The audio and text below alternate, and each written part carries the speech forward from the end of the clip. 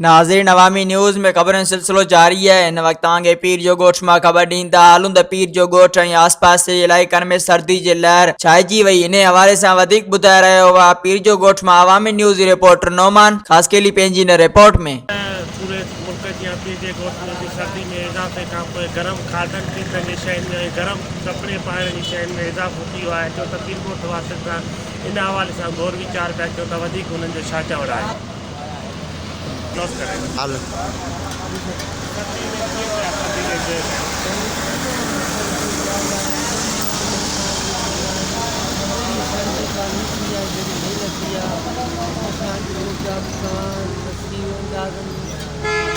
सफ़ा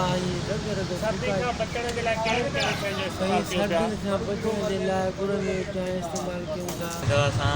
पाण ॾिसी रहिया आहियो त खाधा बि अहिड़ा गरम शयूं था खाऊं ऐं साईं चवंदा नंढो कपिड़ो बि गरम था पायूं। अहिड़े हिसाब सां माना सर्दी जो बचाए लाइ तमामु घणी सर्दी थी वई आहे। सर्दी जे हिसाब सां ॾिसो था साईं ही जैकेटियूं वग़ैरह हे सिस्टम हर शइ लॻो पियो आहे। लोयूं था ॾिसो जेको तक़रीबन माना हर शइ खाधा भी गरम था खाऊं। अहिड़ा जेके माना असांजी गरमाइश पुॼाइनि जहिड़े हिसाब सां सर्दी आहे तमामु घणी थी वई आहे। असांजी कोल्ड जे हिसाब सां तकलीफ़ थी वई आहे। हिन खां अलावा असांखे गरम खाधनि खाइण जी ज़रूरत पई आहे। असां कोशिशि इहा कयूं था गरम खाधा खाऊं, गरम शयूं। हवा सीउ ॾाढो आहे हिते। सुबुह जो शाम जो पेर हथ पेर ठरी था वञनि। बायूं ॿारी वेठा आहियूं।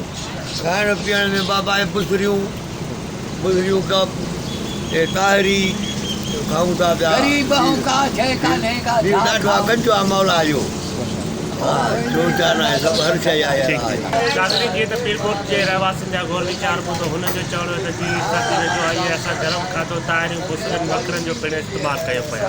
कैमरामैन जवाद ख़ासकेली सां गॾु नौमान ख़ासकेली अवामी न्यूज़ HD पीर जो ॻोठ। मज़ीद खबरों और तफसीलात के लिए विजिट करें हमारी वेबसाइट www.awamiNewsHD.com।